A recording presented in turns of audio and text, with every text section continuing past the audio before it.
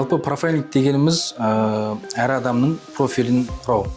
Әу баста бұл енді Израильдан басын алған, кейін ақш-та белсенді болып, сол ақш-тағы криминология, ФБР болсын, соның қылмысқа қатысты белсенділік алып, сол ары қарай дамып кеткен. Негізгі профайлинг бұл адамның портретін құрап, сол қандай адам, на что способен деген секілді, яғни неге бара алады, одан кейін бұнымен қандай контакт құруға болады.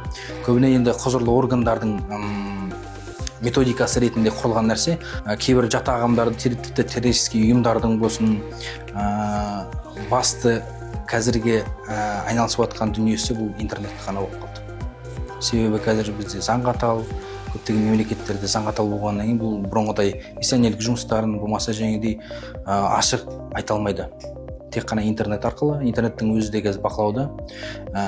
Кибер профайлинг деген бар, яғни интернеттік профайлерлер отырады, психология техникаларын қолданады, әсіресе профайлинг, НЛП технологиялары, метод якоря дейді, оны да қолданады. Көбіне бұл ағымға маргинал жастар кіреді. Одан кейін уязвимый бізде көбіне сол әйел жамағаты мен сосын балалар. Неге десеңіз, олардың уақыттары да көп, өмірлік мақсаттарын іздейді. Одан кейін бір внимание іздейді деген секілді нәрселер болады. Ал бұл жерде террористік ұйымдарда көбіне массовыймен жұмыс істейді. Массалардың психологиясын ойнайды. Оларды манипуляция және бұл жерде более религиозный. Енді мынандай бір термин бар, черно-белое мышление дейді.